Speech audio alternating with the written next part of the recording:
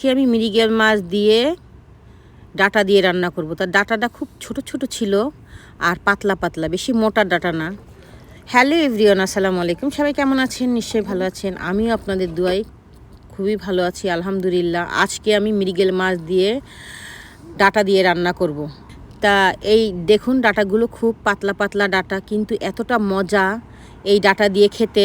আর যদি বড় মাছ বলেন, চিংড়ি মাছ বলেন দিয়ে রান্না করেন তা আরও মজা লাগে। তা চলুন এই রান্নাটা আমি আজকে কিভাবে করেছি আপনাদেরকে আজকে আমি দেখাবো।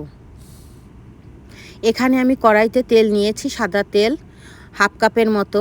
এখন এর ভিতরে আমি পেঁয়াজ কুচি দিয়ে দেবো। তা আমি এখানে একটা বড় পেঁয়াজ কুচি করে নিয়েছি। এখন কিন্তু আমি সব মশলা দিয়েই এটাকে নিব।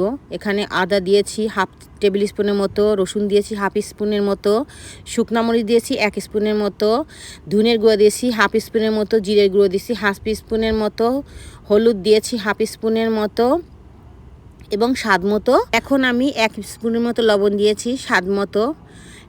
এই দেওয়ার পরে এখানে আমি কাঁচামরিচ দিয়ে দেবো 5টা 6টা। দেওয়ার পরে দেখুন, এই যে সেই মৃগেল মাছ আমি ভালো করে ধুয়ে নিয়েছি। নিয়ে 6 পিস মৃগেল মাছ, এই মৃগেল মাছগুলোকে আমি সুন্দর করে এই সব মশলার মধ্যেই মাখিয়ে নিব। এটা কিন্তু ভালো করে মাখাতে হবে। মাখানোর পরে এতে সামান্য পরিমাণের 1 কাপের মতো পানি দিব। পানি দিয়ে এটাকে আমি কষাতে দিব ঢাকনি দিয়ে ঢেকে। তা দেখুন, আমি কিন্তু 5 মিনিট পরে ফিরে এসেছি। একটু নেড়ে দিব, আস্তে আস্তে নাড়তে হবে। মাছগুলো একটু লম্বা লম্বা তো ভেঙে যেতে পারে, এজন্য আস্তে আস্তে নাড়া দিতে হবে।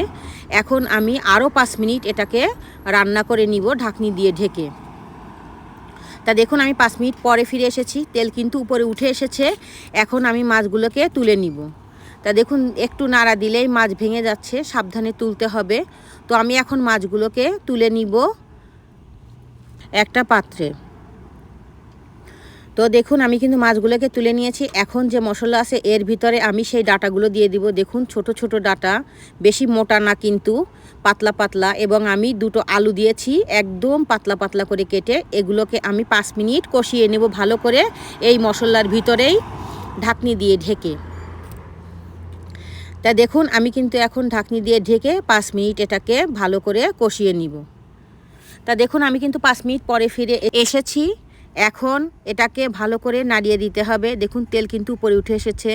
যারা হালকা তেল খেতে পছন্দ করেন তারা কিন্তু এই খাবারটা রান্না করে খেতে পারেন।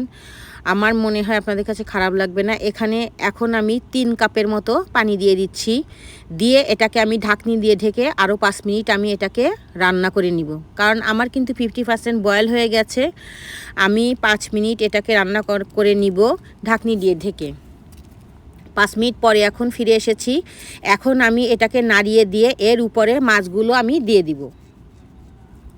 তা দেখুন, আমি কিন্তু মাছগুলো দিয়ে দিচ্ছি। এটা সাবধানে দিতে হবে যাতে না ভেঙে যায়, কারণ মাছগুলো একটু লম্বা আর একটু বড় টাইপের, এজন্য ভেঙে যেতে পারে। সেজন্য আস্তে আস্তে নাড়ানাড়ি করতে হবে। আমি একদম ঢেলে দিয়েছি দেখুন। এখন এটাকে একটু নাড়িয়ে দিয়ে আমি এটাকে ঢাকনি দিয়ে ঢেকে আরও 10 মিনিট এটাকে রান্না করে নিব। তা দেখুন, আমি কিন্তু ঢাকনি দিয়ে ঢেকে দিয়েছি। আমি 10 মিনিট পরে ফিরে এসেছি। আমার কিন্তু রান্না শেষ হয়ে গেছে। দেখুন, কালারটা কত সুন্দর হয়েছে। আস্তে আস্তে একটু নাড়াতে হবে। তো আমার কিন্তু রান্না শেষ। আমি জানি না আপনাদের কাছে আমার এই রেসিপি কেমন লাগে। যদি ভালো লেগে থাকে তো ফ্যামিলির কাছে শেয়ার করবেন, লাইক করবেন, কমেন্ট করবেন। আমার একটা ফেসবুক পেজ আছে, ফলো করবেন। তা দেখুন কতটা গাঢ় হয়েছে ঝোলটা আর কতটা সুন্দর হয়েছে। তা আজকে এ পর্যন্ত। সবাই ভালো থাকবেন, সুস্থ থাকবেন। আসসালামু আলাইকুম।